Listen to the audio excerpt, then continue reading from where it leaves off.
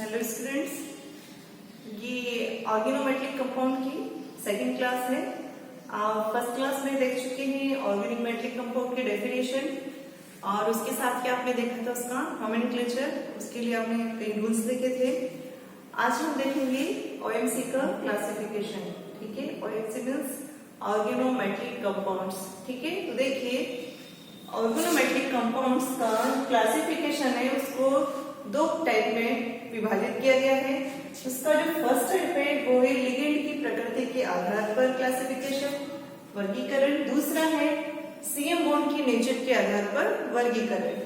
तो लिगेंड मतलब धातु से जुड़ा हुआ कार्बनिक समूह, उसे क्या कह दिया हमने लिगेंड। तो उसकी नेचर के आधार पर वर्गीकरण, और एक धातु और कार्बनिक समूह के बीच में जो बंध पाया जाता है उसकी नेचर के आधार पर वर्गीकरण। तो देखिए फर्स्ट वर्गीकरण लिगेंड की प्रकृति के आधार पर वर्गीकरण।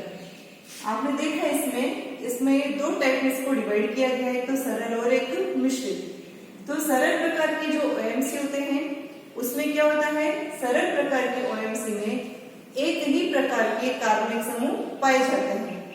सरल प्रकार के ओएमसी में एक ही प्रकार के कार्बनिक समूह पाए जाते हैं, जबकि मिश्रित जो ओएमसी होता है इस मिश्रित ओएमसी में कार्बनिक समूह के साथ साथ अकार्बनिक समूह भी पाए जाता है।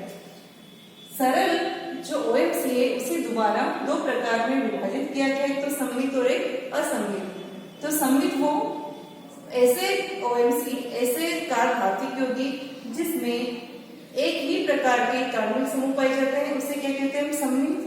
जबकि यदि एक से अधिक प्रकार के कार्बनिक समूह पाए जाते हैं उसे क्या कहते हैं, हम असममित।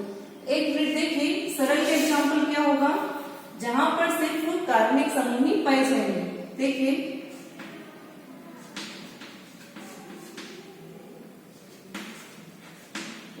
ये क्या है, मिश्रित सरल प्रकार का कार्बनिक समूह है।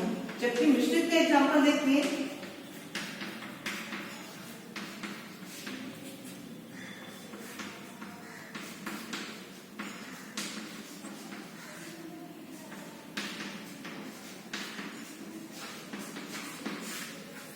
देखो जो मैंने एग्जांपल लिखे हैं ये है मैग्नीशियम का कार्बधातु यौगिक। इसमें कार्बनिक समूह CH3 प्रेजेंट है और इनऑर्गेनिक क्लोरीन प्रेजेंट है।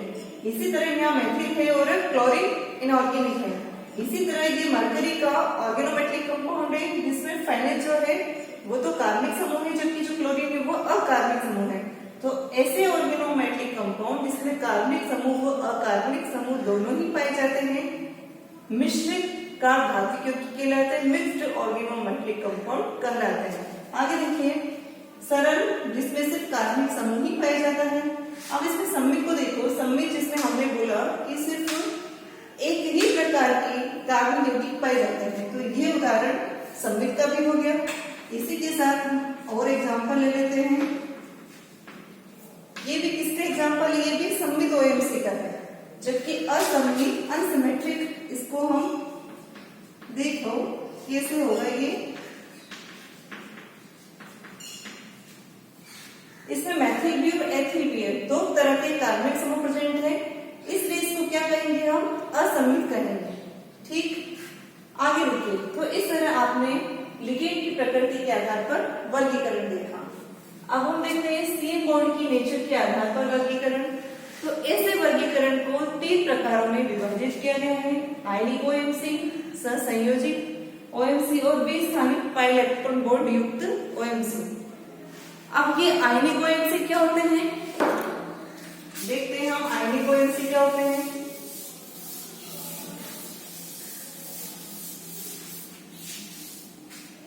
आयनिक ओएमसी वो ऑर्गेनिक मेटलिक कंपाउंड है जिसमें जो कार्बनिक समूह होता है वो उच्च विद्युत ध्वनि धातु परमाणु के साथ में बंधित होता है। उच्च विद्युत ध्वनि का मतलब जैसे क्षार धातु है, तो क्षार धातु के जो ऑर्गेनोमेट्रिक कंपाउंड होते हैं वो कैसे नेचर शो करते हैं, आयनिक नेचर शो करते हैं। तो ऐसे ऑर्गेनोमेट्रिक कंपाउंड जिसमें कार्बनिक समूह का कार्बन उच्च विद्युत ध्वनि धातु परमाणु के साथ बंधित होता है आयनिक कार्बधातु यौगिक कहलाते हैं। ठीक है, तो इसके गुण क्या क्या होते हैं, इसके एग्जाम्पल क्या होते हैं हम देखते हैं। तो आयनिक ओएमसी के एग्जाम्पल है लिथियम का ऑर्गेनोमेट्रिक कंपाउंड, सोडियम का ऑर्गेनोमेट्रिक कंपाउंड, पोटेशियम का ऑर्गेनोमेट्रिक कंपाउंड। ये सारी की सारी क्या है, क्षार धातुएं हैं। और क्षार धातुओं के जो भी ओएमसी है वो क्या कहलाएंगे, आयनिक ओएमसी कहलाएंगे, क्योंकि इसमें कार्बन और धातु के मध्य जो बॉन्ड है उसमें नेचर कौन सा होता है, आयनिक नेचर होता है। अब ये कौन कौन से गुण दर्शाते हैं इसको भी जरा देखिए। तो आपको पता है आयनिक यौगिक जो भी होता है वो कैसे होता है, ध्रुवीय होता है। और जो ध्रुवीय होता है वो किस में विलय होगा, ध्रुवीय विलय पे विलय होगा।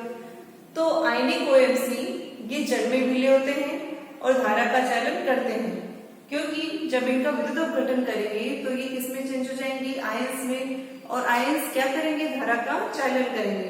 तो इनका पहला गुण है कि ये जल में विलय होते हैं। दूसरा गुण धारा का चालन करते हैं। तीसरा गुण ये विद्युत अपघटन दर्शाते हैं। देखिए जब इनका विद्युत अपघटन दर्शाएगा होगा तो कैथोड व एनोड पर किस तरह की रिएक्शन शो होगी, देखते हैं हम। माना आपने भी लिया, इसका विद्युत अपघटन किया तो आपसे मिलेंगे ये आयन्स, ठीक है। जो धनायन है वो कहाँ जाएगा, कैथोड पर, और जो ऋणायन है वो कहाँ जाएगा, एनोड पर, ठीक है। अब हम देखते हैं कि एनोड पे किस तरह की रिएक्शन शो होगी। तो ये ऋणायन एनोड पर जाएगा, यहां से इलेक्ट्रॉन मुक्त करेगा और किस में बदल जाएगा, फ्री रेडिकल में। इस तरह के कहीं है सारे फ्री रेडिकल प्रेजेंट होंगे, वो आपस में रिएक्शन करके यौगिक का निर्माण करेंगे, ठीक। कैथोड पे क्या जाएगा, धातु, धातु वहां पर इलेक्ट्रॉन ग्रहण करेगा और चेंज किस में हो जाएगा, धातु में। तो देखिए कैथोड पर हमें यहाँ धातु आयन किस में चेंज हो गए, धातु में। तो आयनिक यौगिक ऑर्गेनोमेट्रिक कंपाउंड का जब विद्युत अपघटन किया जाता है तो कैथोड पर हमें धातु की प्राप्ति होती है, ठीक है। आगे देखिए, अगर आयनिक ओएमसी की रिएक्शन हम किसी दूसरे लवण से करवा देते हैं तो ये उभय अपघटन अभिक्रिया शो करते हैं। जैसे देखो कैसे,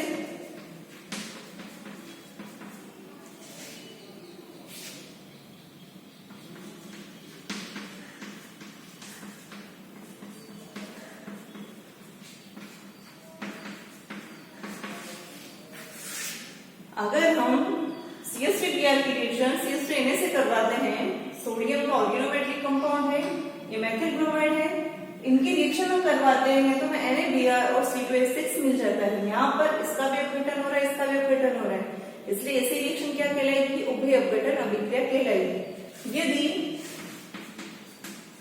यदि आयनिक ओएमसी की रिएक्शन हम ऐसे यौगिक से करवाएं जिसमें अम्लीय हाइड्रोजन प्रेजेंट हो, ऐसे यौगिक से करवाएं जिसमें एसिडिक हाइड्रोजन प्रेजेंट हो, तो क्या होगा, तो ये एसिडिक हाइड्रोजन को यहाँ से रिप्लेस कर देते हैं, इसके संगत इसका ओएमसी बना देंगे और हमें क्या मिल जाएगा, यहाँ पर CH4 मिल जाएगा, साथ में आपको मिल जाएगा फाइनल का ओएमसी, ठीक है। तो इस तरह ये एसिडिक हाइड्रोजन को रिप्लेस कर देते हैं, उभय अपघटन अभिक्रिया शो करते हैं। ये आयनिक नेचर के होते हैं, ये जल में विलय होते हैं, धारा का चालन करते हैं, विद्युत अपघटन दर्शाते हैं। ये सब आयनिक ओएमसी के गुण हुए। सेकंड देखते हैं हम सहसंयोजी ओएमसी। देखो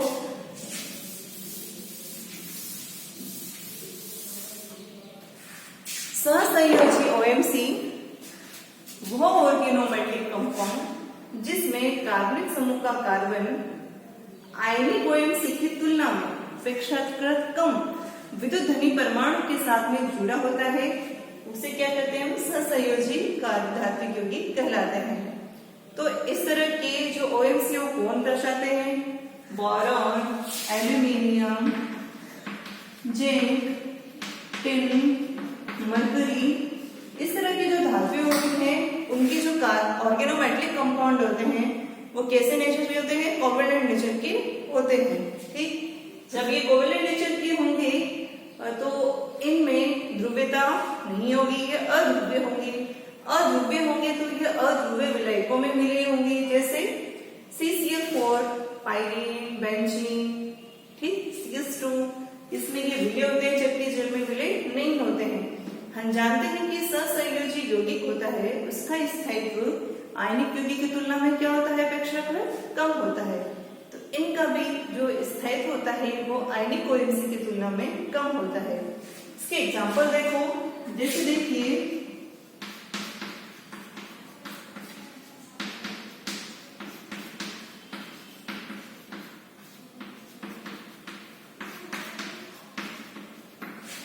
क्या लिखा है हमें, ट्राइमेथिल बोरोन, ट्राइएथिल एल्यूमिनियम, डाइएथिल जिंक। ठीक है, तो ये एल्यूमिनियम का, ये बोरोन का और ये जिंक का OMC है और ये सारे के सारे कैसे नेचर शो करते हैं, कोवेलेंट नेचर शो करते हैं। ठीक, नेक्स्ट देखिए 20 हानिकारक पाई इलेक्ट्रॉन युक्त यौगिक।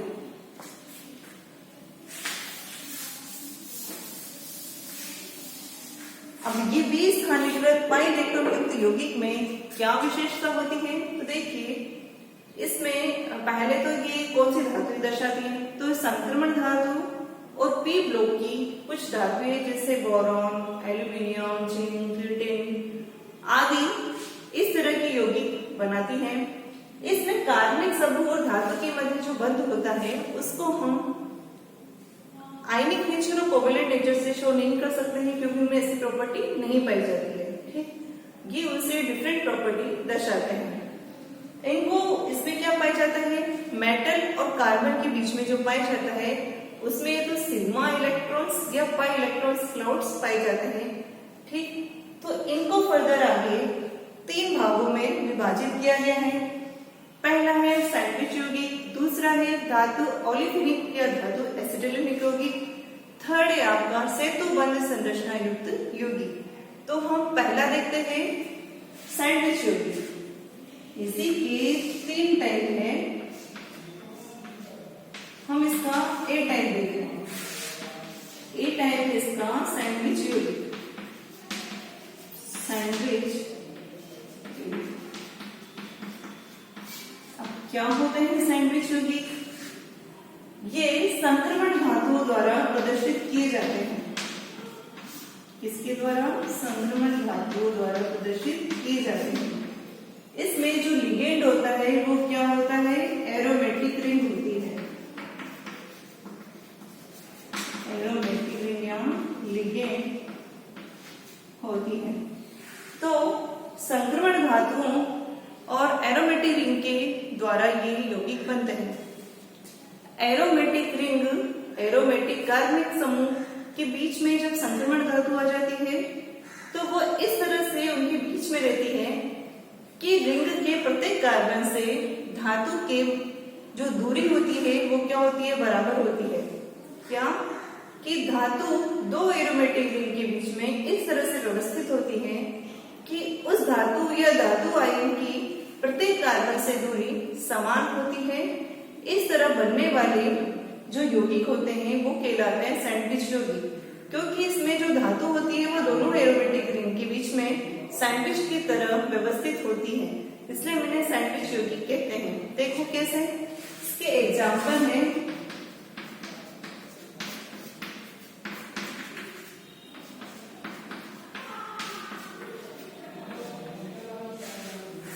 मैंने यहाँ क्या बनाया है, बिस साइक्लोपेंटा डाइइनाइल आयरन सेकेंड। ठीक है, यहाँ क्या लिखा है, बिस बेंजीन क्रोमियम 0, ये इसके नाम बोला है मैंने। तो देखो इसको हम बना के देखते हैं कि किस तरह यहाँ व्यवस्थित होती है।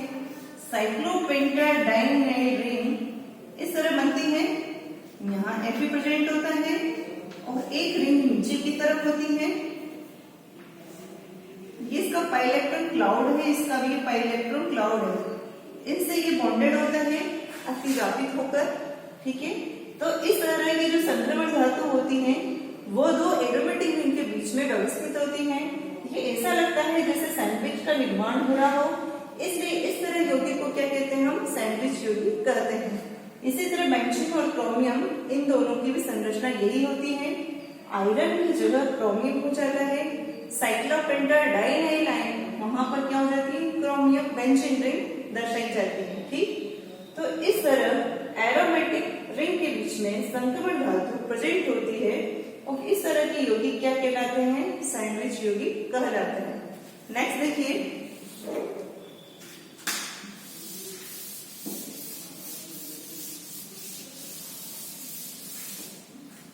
सेकेंड है आपका धातु ओलिफिलिक या धातु एसिटिलिक।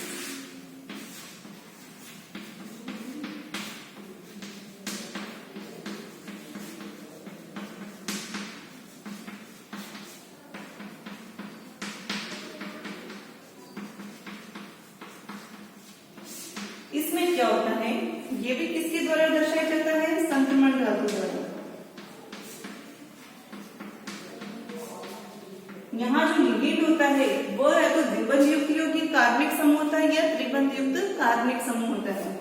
इसमें क्या होता है? संक्रमण धातु का जो रिक्त संकरित कक्षक है वो द्विबंध या त्रिबंध का जो पाई इलेक्ट्रॉन क्लाउड होता है उसके साथ अतिव्यापित हो जाता है और धातु का जो रिक्त डी कक्षक होता है वो द्विबंध या त्रिबंध के कार्बन के रिक्त पाई स्टार एमओ द्वारा अतिव्यापित हो जाता है। इस तरह यहाँ दो अतिव्यापक पाए जाते हैं। कैसे कैसे देख इधर, माना कि ये हमारा धातु आयन है, इसके पास में ये रिक्त कक्षक है और आपका कोई ये द्विबंध युक्त कार्बनिक समूह है जिसका ये पाई इलेक्ट्रॉन क्लाउड है।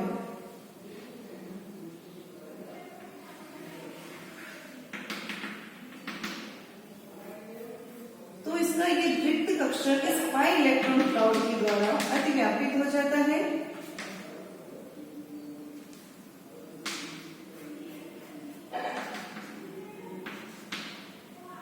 ये सारे के सारे कैसे हैं? सिग्मा है और ये कैसा कक्षक है? रिक्त कक्षक है, ठीक है। और ये पाई इलेक्ट्रॉन है तो इनके बीच में अतिव्यापन हो जाता है। इसमें कैसा लगा है कि जो लिगेंड है वो इलेक्ट्रॉन किसको दे रहा है? मेटल को दे रहा है। इसमें एक और प्रोसेस होती है, देखिए,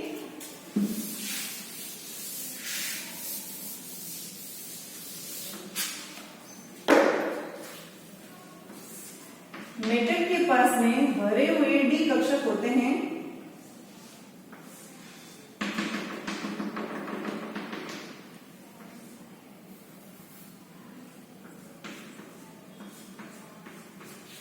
और इनके पास में ये रिक्त पाई स्टार एमओ होते हैं। इनके बीच में क्या हो जाता है? अतिव्यापन हो जाता है, ठीक है।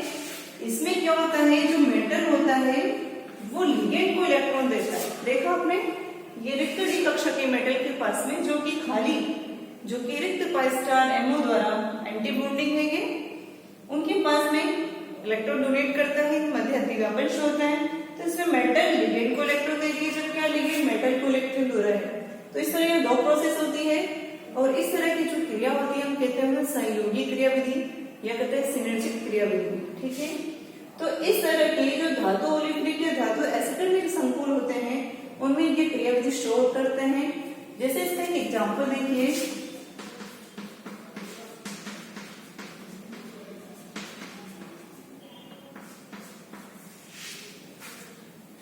पोटेशियम PdCl3 इसमें देखो आप, इसे कहते हैं हम जी से लवण, जी से साल्ट, ठीक है।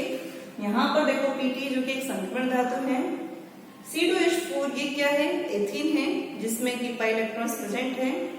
तो ये जो एग्जाम्पल है ये इस क्रियाविधि को पूरी तरह संतुष्ट करता है। इसमें भी C2H4 का जो पाई इलेक्ट्रॉन होता है उसमें Pt और उन दोनों के मध्य इस तरह की क्रियाविधि संपन्न होती है, ठीक।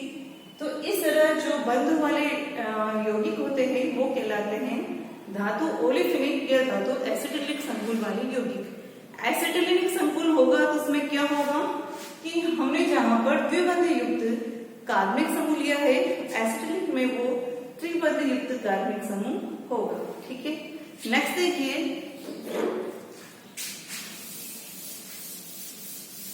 नेक्स्ट है आपके पास में सेतुबंध संरचना युक्त यौगिक। ये सेतुबंध संरचना युक्त यौगिक जो होते हैं वो कई की धातुओं द्वारा दर्शाए जाते हैं, जैसे बोरॉन, एल्यूमिनियम, एसएन, आदि के द्वारा, ठीक है। इनके जो यौगिक होते हैं उनमें वो इलेक्ट्रॉन न्यून यौगिक होते हैं, अर्थात ऐसे धातुओं के जो यौगिक होते हैं उनका अष्टक अपूर्ण होता है। अपूर्ण अष्टक के कारण इनके बने हुए धात्विक यौगिकों में, जैसे देखिए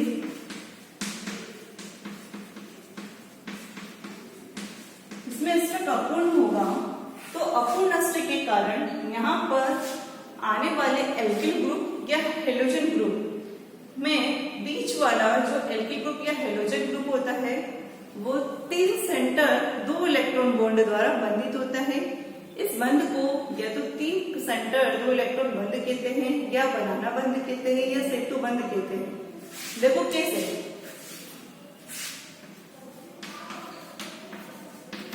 ये डाइमर फॉर्म में पाए जाते हैं,